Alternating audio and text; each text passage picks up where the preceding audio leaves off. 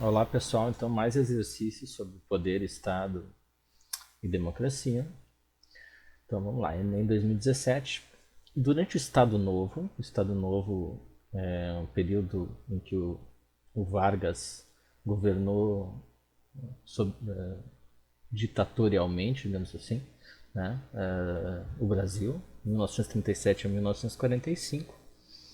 É importante o link que vocês façam entre as aulas de história e as aulas de sociologia e filosofia, né?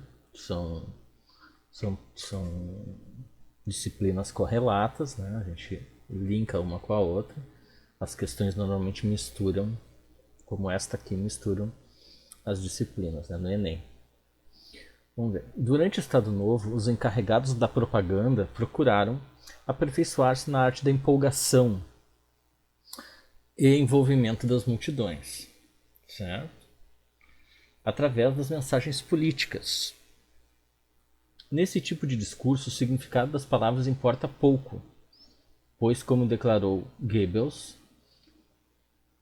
quem era Goebbels? Ministro da propaganda nazista, tá? Da propaganda, ele foi ministro da propaganda na época do nazismo. É um ministro do Hitler. Mas, como declarou Goebbels, não falamos para dizer alguma coisa, mas para obter determinado efeito. Importante que vocês gravem isso. Capelato, propaganda política e controle dos meios de comunicação. Repensando o Estado Novo, Rio de Janeiro, Fundação Getúlio Vargas, 1999. Interessante, né? Fundação Getúlio Vargas falando sobre Vargas. O controle sobre os meios de comunicação foi uma marca do Estado Novo. É uma marca das ditaduras, normalmente, né? O controle sobre os meios de comunicação. A imprensa não é livre, digamos assim. Sendo fundamental a propaganda política, na medida em que visava, o que visava então essa propaganda política? Conquistar o apoio popular na legitimação do novo governo. Grandes possibilidades de ser isso. Ampliar o envolvimento das multidões nas decisões políticas. Era uma ditadura. Como é que vai ampliar? Eles não querem saber do envolvimento, eles não querem envolver as multidões nas decisões políticas. Né? O ditador é uma imposição. A ditadura é uma imposição. Né? Aumentar a oferta de informações públicas para a sociedade civil. Pelo contrário, já restringe os meios, controla os meios de comunicação para não ofertar maiores informações, só oferta as informações que são interessantes para o governo em questão, não outras informações. Então não é para aumentar a oferta, é para, ao contrário, restringir e selecionar as informações. Estender a participação democrática dos meios de comunicação no Brasil? Não, mas ele está dizendo que está controlando os meios de comunicação. Como é que é estender a participação democrática dos meios de comunicação? Isso é diametralmente oposto ao que ele está falando aqui no texto e na pergunta. Alargar o entendimento da população sobre as intenções do novo governo? Não. Não falamos para dizer alguma coisa, mas para obter determinado efeito. Né? Então não é para alargar entendimento da população. Então, letra A, conquistar o apoio popular na legitimação do novo governo. Né? Certo? Então, beleza? Feito. Vamos para outra. Uma sociedade é uma associação mais ou menos autossuficiente de pessoas que em suas relações mútuas reconhecem certas regras de conduta como obrigatórias e que, na maioria das vezes, agem de acordo com elas. Uma sociedade é bem ordenada, deve ser, aqui está bom ordenada, deve ser bem ordenada. Né? Bem ordenada não apenas quando está planejada para promover o bem de seus membros, mas quando é também efetivamente regulada por uma concepção pública de justiça. Né? Trata-se de uma sociedade na qual todos aceitam e sabem que os outros aceitam o mesmo princípio de justiça. Então é a teoria da justiça do John Rawls. Né? Rawls. Vamos ver a pergunta. A visão expressa nesse texto do século XX remete a qual aspecto do pensamento moderno? Bom, então vocês notem ele fala sobre relações mútuas, né, que reconhecem regras de convivência, de condutas obrigatórias, né, aquela história de respeitar o direito do outro e tal. Né, meu direito acaba quando começa o direito do outro. Né, a gente age conforme as regras, né, essas regras de conduta. E a sociedade não é só quando a sociedade é bem ordenada não apenas quando é planejada, né, mas quando também efetivamente regulada por uma concepção pública de justiça. Ela tem que ter uma concepção pública do que é justiça. Bom, qual o aspecto do pensamento moderno que fala sobre isso? Né? Vamos começar pela E aqui. A contraposição entre bondade e condição selvagem do naturalismo. Lembra? A gente falou sobre, né, o estado natural lá no contratualismo com o Hobbes, o Locke e o Rousseau. Ele fala na contraposição entre bondade e condição selvagem do naturalismo. Não, mas não é isso que ele está falando, né? A gente não está falando do estado de natureza, a gente está falando de um estado, uma sociedade é uma associação mais ou menos autossuficiente. Então já é um estado civil, certo? A dialética entre indivíduo e governo autocrata do idealismo. Não tem autocracia aqui, né? Não há um idealismo, há regras de conduta e fala sobre a sociedade. A convenção entre cidadãos e soberano do absolutismo. Inclusive cidadãos e soberano, cidadão seria súditos e soberano, né? E a gente não está falando de absolutismo, se a gente está falando em uma associação civil aqui, né, em que as pessoas têm regras de convivência, de conduta. Absolutismo é imposição, né? Imposição de um rei sobre seus súditos e sua vontade, né? E de sua vontade sobre os súditos. A independência entre poder e moral do racionalismo. Não fala sobre racionalismo, não fala sobre moral, né? Fala sobre sociedade civil, né? E sobre justiça. A relação entre liberdade e autonomia do liberalismo. Sim, né? É essa. Olha só, uma sociedade é uma associação mais ou menos autossuficiente de pessoas que em suas relações mútuas reconhecem certas regras de conduta. Então, né, tu tem a liberdade, mas tu tem uma autonomia, né? Relação entre liberdade e autonomia, essa coisa de que, né, tu tem que ter regras de conduta, tu não pode fazer o que tu quer numa sociedade que tu tem que obedecer certas regras, né? E ela tem que ser ordenada, né? Ela tem que ter uma concepção de justiça. Então é a relação entre liberdade e autonomia do liberalismo, certo? Feito. Vamos para a questão aqui, né? Aqui. De novo. Tá, aqui. Essa é bem grande, né? Tem 2 textos, é bem comum no Enem cair questões assim com 2 textos. Né? Então é muito bom a gente ver isso agora já. O que vemos no país é uma espécie, texto 1, né? O que vemos no país é uma espécie de espraiamento e manifestação da agressividade através da violência. Isso se desdobra de maneira evidente na criminalidade, que está presente em todos os redutos, seja nas áreas abandonadas pelo poder público, ou seja, né, nas favelas, nos morros, seja na política ou no futebol. O brasileiro não é mais violento do que outros povos, mas a fragilidade do exercício e do reconhecimento da cidadania e a ausência do Estado em vários territórios do país se impõem como um caldo de cultura ao qual a agressividade e a violência fincam suas raízes. Essa é uma entrevista com Joe Bierman. Corrupção é um crime sem rosto. Isto é. Revista Isto É. Então a gente vê nesse texto aqui como a criminalidade está espalhada assim, né, em vários campos da sociedade.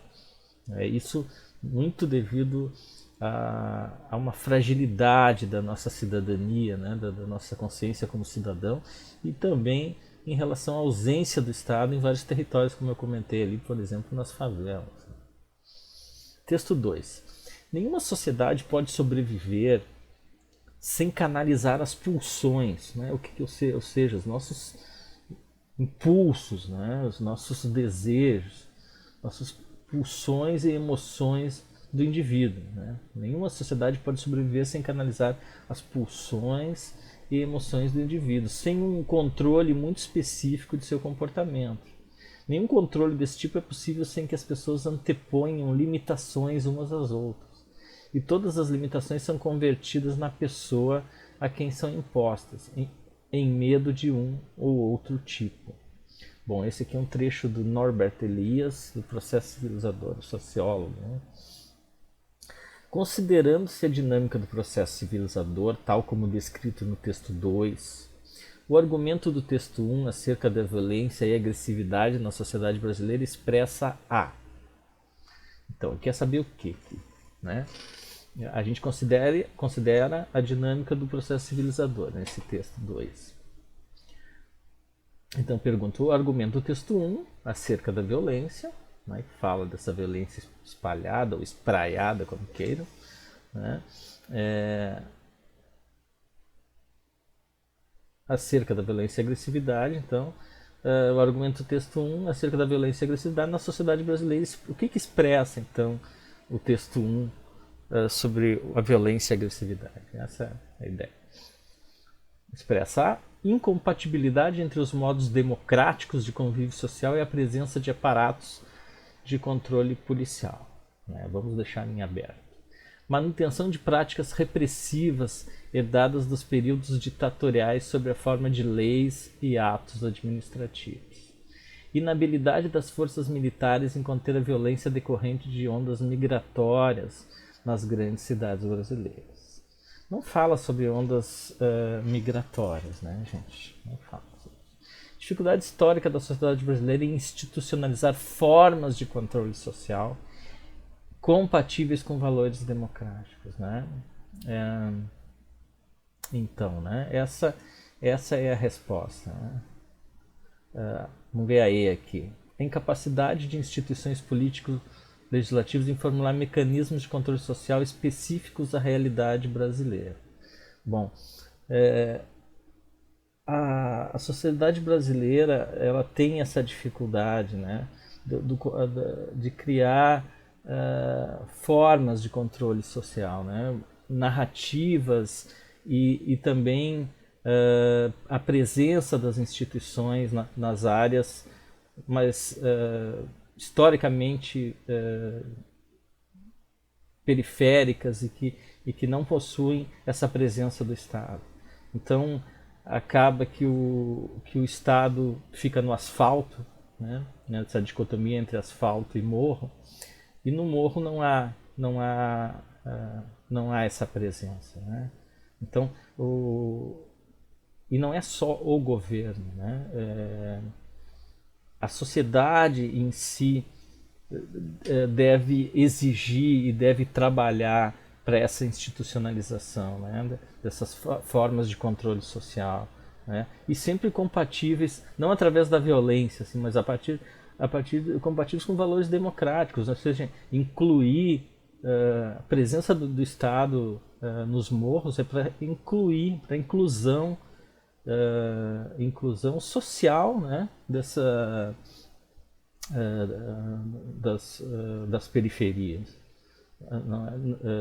O que a gente vê é que o Estado ele aparece nas periferias. A única instituição do Estado que aparece é a polícia, né? A polícia que tem a legitimidade da violência, né? Mas isso é pouco. O Estado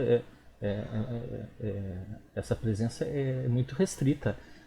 Ele precisa estar através das políticas públicas de inclusão, né, de resgate das populações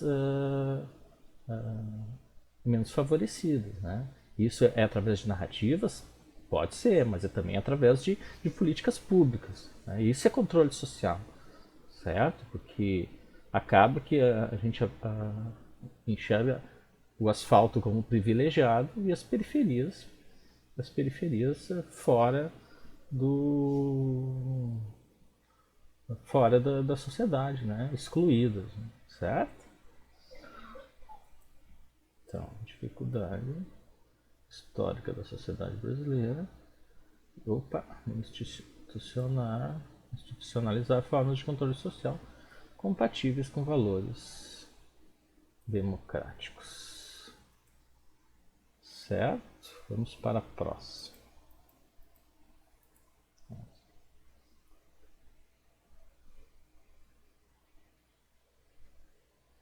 Ué, será que aqui repetiu a questão? Vamos subir de novo. Peraí.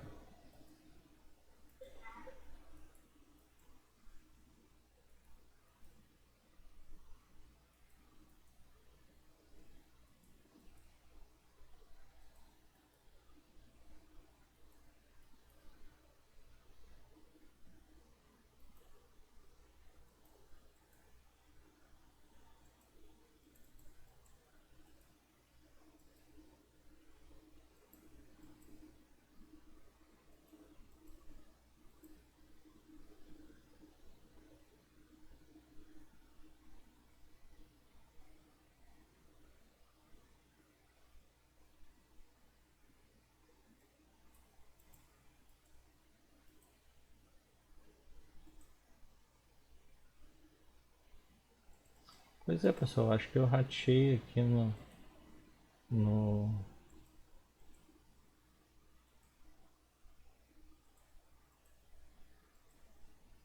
Para aí, eu ratei aqui na. Deixa eu ver. Vamos de novo. Eu ratei aqui na. Então essa é repetida. Vamos para outra.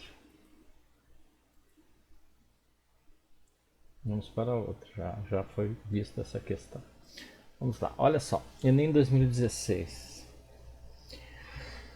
Bom, a gente nota nesse quadrinho, né, o seguinte.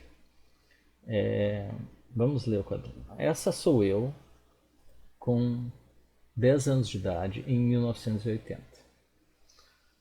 E essa é a minha classe. Como estou sentada no canto esquerdo, não dá para me ver na foto da esquerda para a direita, né? Da esquerda para a direita. Não dá para ver a foto. E ela diz ali, né? Golnaz, Marchel, Marin, Mina. É os nomes das amigas, certo? Então, parecem muito tristes, inclusive. Aí não dá pra ver, mas não faz muita diferença que não dá pra ver, porque são todas muito parecidas. Não há individualidades, né? A gente anota isso à primeira vista.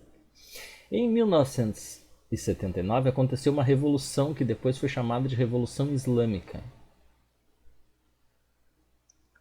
Então veio 1980, que é lá onde ela diz, né? Com 10 anos de idade, o primeiro ano em que o véu se tornou obrigatório nas escolas. Toma, minha filha, a mãe dando véu para a criança, que é ela no caso, entrar na escola. Vamos ver aqui, pergunta. A memória recuperada pela autora representa a relação entre conflito trabalhista e engajamento sindical. Não, a gente está falando de escola, né, gente? De escola, não é conflito trabalhista, nem engajamento sindical. Organização familiar e proteção à infância. Não, também não, né? Não se fala. Se fala em comportamento na escola, digamos assim, vamos ver à primeira vista. Centralização econômica e pregação religiosa. Sim, tem um fator religioso, mas não se fala em centralização econômica. Estrutura educacional e desigualdade de renda. Fala-se em estrutura educacional, mas não se fala em desigualdade de renda. Né? Transformação política, ou seja, teve a revolução religiosa, que é uma transformação política, e com isso modificando os costumes. Essa é bem fácil, né, gente? Pouca leitura. E chegamos rapidamente à resposta. Ok.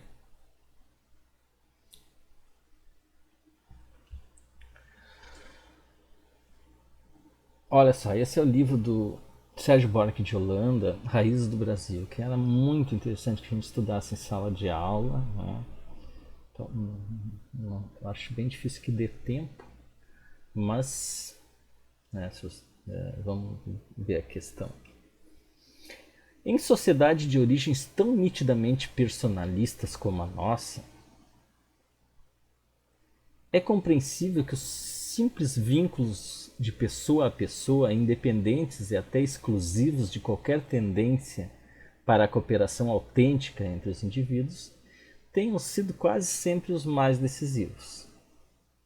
As agregações e relações pessoais, embora por vezes precárias, e de outro lado, as lutas entre facções, entre famílias, entre regionalismos, faziam dela um todo incoerente e amorfo, sem forma. Né? O peculiar da vida brasileira parece ter sido, por essa época, uma acentuação singularmente energética do afetivo, do irracional, do passional e uma estagnação ou antes uma atrofia correspondente das qualidades ordenadoras, disciplinadoras e racionalizadoras. Bom, o Sérgio Buarque de Holanda, ele escreveu esse livro Raízes do Brasil, que trata da origem assim do povo brasileiro, dos portugueses, né? E ele fala que a gente tem o que predomina no Brasil são as relações pessoais e não uma racionalidade do Estado, que seria mais característico dos países colonizados pela língua inglesa, né? Uma racionalidade do Estado, uma coisa que privilegia o público e não o privado, e que nós, os brasileiros, né, de origem portuguesa e por causa desta origem, então privilegiamos as relações pessoais e tratamos a coisa pública, né, dentro de uma perspectiva de personalista, né, de tratar o que é público como privado, certo? Um traço formador da vida pública brasileira expressa-se segundo a análise do historiador na traço formador da vida pública brasileira.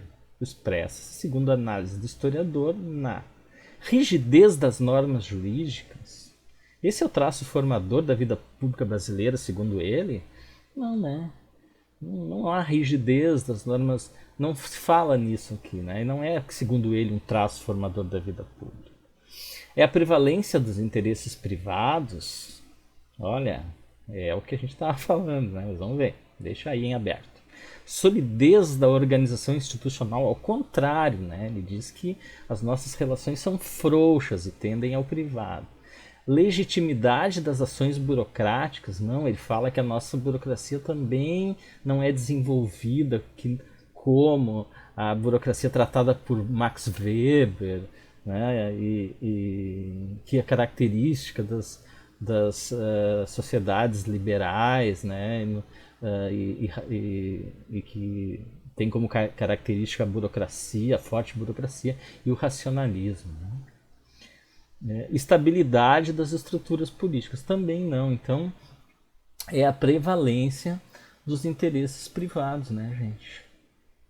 Como a gente já tinha chegado à conclusão, eu comentando o texto com vocês.